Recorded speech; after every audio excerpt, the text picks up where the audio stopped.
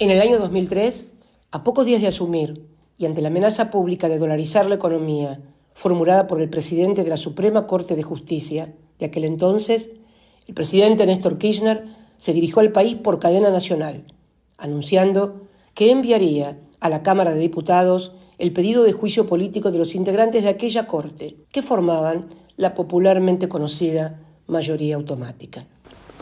No queremos nada fuera de la ley. Es la puesta en marcha de los mecanismos que permitan cuidar a la Corte Suprema de Justicia como institución de la nación, de alguno o algunos de sus miembros, la triste y célebre mayoría automática. A partir de esa decisión y autolimitándose en sus propias facultades para proponer a los candidatos, Néstor Kirchner construyó una Corte Suprema de Justicia que fue catalogada por propios y ajenos como una corte ejemplar.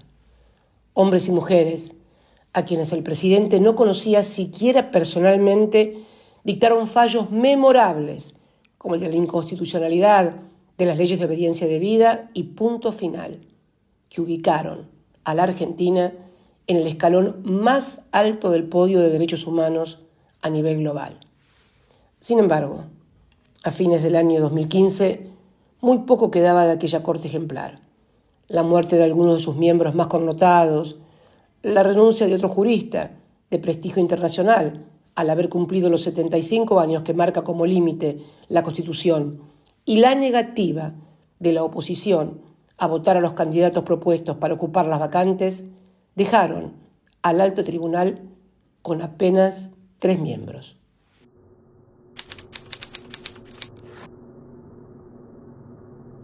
El 10 de diciembre del 2015 asumió como presidente de la Nación Mauricio Macri. Apenas 4 días después tuvo lugar un hecho de extrema gravedad institucional. En abierta y flagrante violación de la Constitución Nacional, Macri firmó un decreto designando en comisión a Horacio Rosati y Carlos Rosengrad como miembros de la Corte Suprema, quienes a su vez aceptaron ser designados de esa forma, violentando la misma Constitución que ellos debían respetar y hacer respetar a todos los ciudadanos. Este episodio constituyó, sin lugar a dudas, un punto de inflexión en la historia del Poder Judicial argentino y la antesala del proceso de persecución política, judicial y mediática que se desató en toda la región, con ejes muy claros en Brasil, Argentina y Ecuador. De ello da cuenta el emblemático testimonio fotográfico del entonces presidente de la Corte, Ricardo Lorenzetti, junto a Bonadío, el juez sicario, y a Sergio Moro, el juez que encarceló durante casi 2 años al expresidente Luis Ignacio Lula da Silva, abortando su candidatura presidencial y permitiendo la llegada de la extrema derecha al gobierno del Brasil. Paralelamente, en los tribunales de Comodoro Pi se inventaba un nuevo método de privación de la libertad que se conoció como la doctrina Irurzun. La misma consideraba que los funcionarios del gobierno peronista, finalizado el 10 de diciembre de 2015, conservaban un poder residual y por lo tanto debían ser privados de su libertad para no obstruir las investigaciones que se hicieran sobre cada uno de ellos.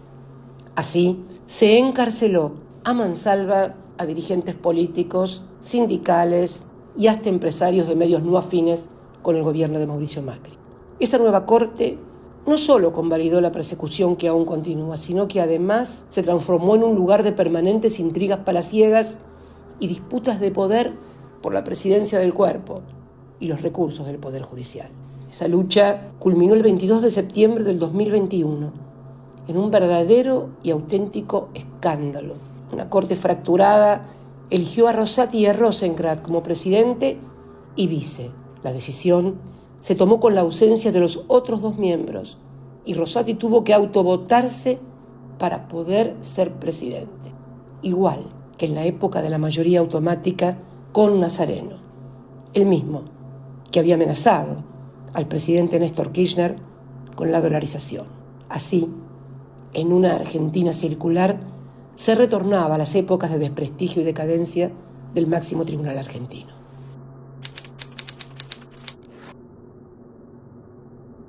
Luego de la renuncia de Elena Hayton, la única mujer de ese cuerpo, la Corte quedó reducida a tan solo 4 miembros y comenzaron entonces a salir a la luz otros escándalos. El vaciamiento por cifras millonarias de la obra social del Poder Judicial, administrada por el médico personal y familiares de uno de los 4 cortesanos. Causas penales contra el nuevo presidente de la Corte por enriquecimiento ilícito y otra vinculada a su pasado como intendente de la ciudad de Santa Fe, en la que recusó al juez que lo investigaba y sospechosamente logró apartarlo. Estos son solo algunos de los hechos que tornan a esta Corte de apenas 4 miembros en un órgano muy, pero muy vulnerable frente a las presiones de los poderes fácticos y mediáticos. Con tantos muertos, en sus roperos no les queda más remedio que hacer lo que les manden, bajo pena de ejecución sumaria en titulares y noticieros.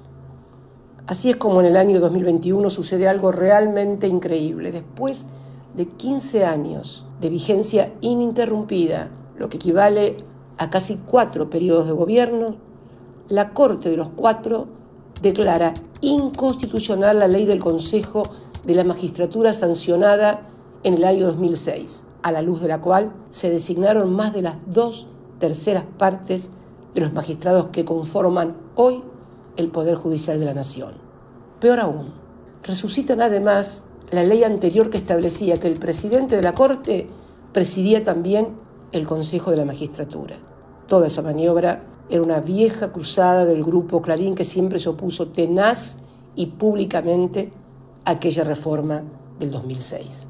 Queda claro entonces que el objetivo no es solo la presidencia de la Corte, sino intervenir directa y explícitamente sobre todos los magistrados. Proteger a Bruglia y Bertuzzi, designados a dedo por Macri en la Cámara Federal, garantizar su propia impunidad y, fundamentalmente, continuar con la persecución.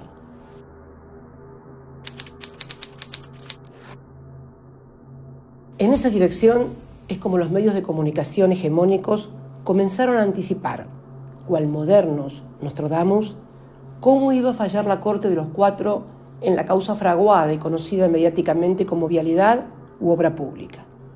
La misma en la que, con calendario electoral en mano, iniciaron el juicio oral el 21 de mayo del 2019, exactamente un mes antes de que cerraran las listas para las elecciones presidenciales. Así, y con 3 años de demora, la Corte de los 4 falló exactamente como anticiparon esos medios, rechazando todos y cada uno de los recursos y las medidas de prueba que habíamos solicitado. Fue un fallo totalmente atípico.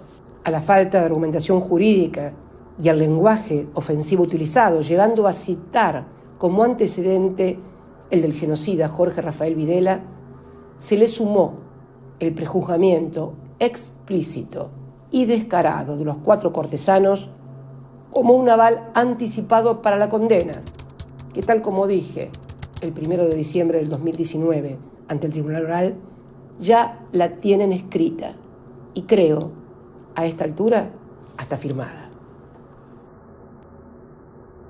Un periodista de investigación dio precisiones sobre el fallo. La apariencia jurídica provino de penalistas colaboradores de Juan Carlos Maqueda, y las frases mordaces y despectivas se originaron en la presidencia del tribunal con aportes de pluma del periodista Silvio Robles, mano derecha de Rosati, para todo tipo de funciones, quien además, ante algún interlocutor, llegó a afirmar que la doctrina Irurzun en realidad fue escrita de puño y letra por el entonces presidente de la Corte, Ricardo Lorenzetti, y no por el tan mentado camarista.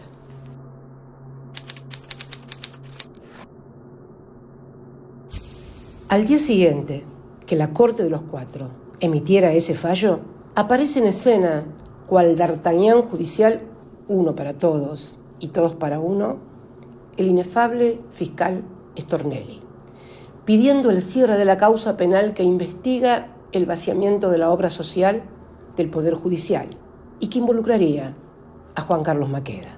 Sí, Stornelli, el mismo que, pese a estar procesado hace más de 2 años por distintos delitos, entre ellos perseguir al ex marido de su actual pareja para intentar plantarle droga, aún continúa siendo fiscal. A cambio, espera el voto favorable de Maqueda en todos los recursos que presentó ante la Corte y así lograr su impunidad en la causa en la que lo están procesando. Lo que se dice un verdadero plan canje. Ya se sabe, en Comodoro Pi una mano lava la otra y las dos juntas lavan la cara.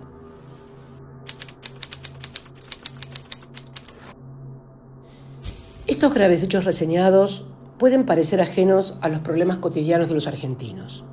Sin embargo, a poco que se mire, se advierte que no es así. Se trata de la misma Corte, de los cuatro, y el mismo Poder Judicial, que le hicieron ganar multimillonarias sumas en dólares a grandes empresas de telecomunicaciones, al permitirle aumentar escandalosamente los precios de la telefonía celular y de Internet, suspendiendo la vigencia del decreto 690 que declaraba servicio público a tales actividades. Como dijo recientemente el cortesano Rosenkrantz, que fue abogado del Grupo Clarín, decir que donde existe una necesidad, existe un derecho, es una afirmación de fe populista y, por lo tanto, condenable.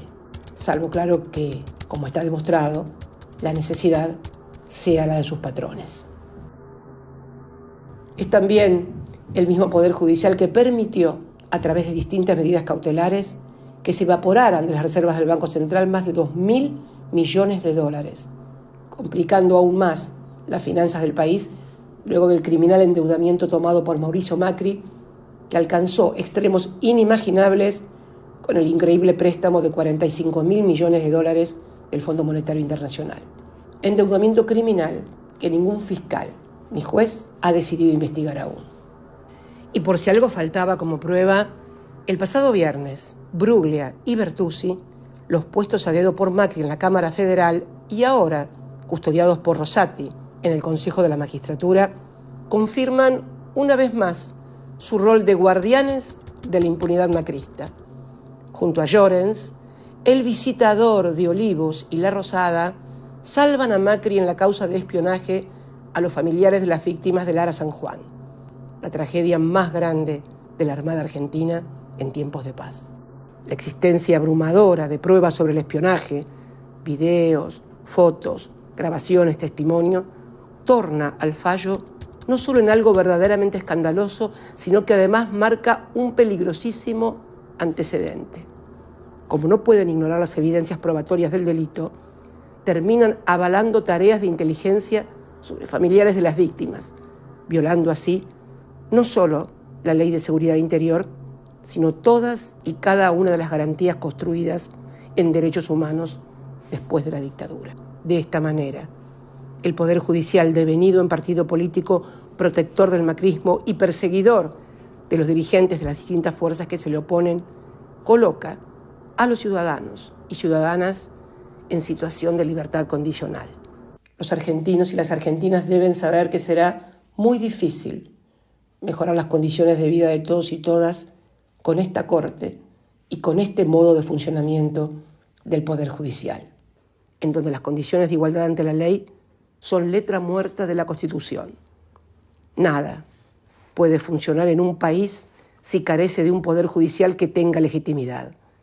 Legitimidad que solo se logra a partir de la credibilidad y el respeto que sobre sus decisiones tenga el conjunto de la ciudadanía.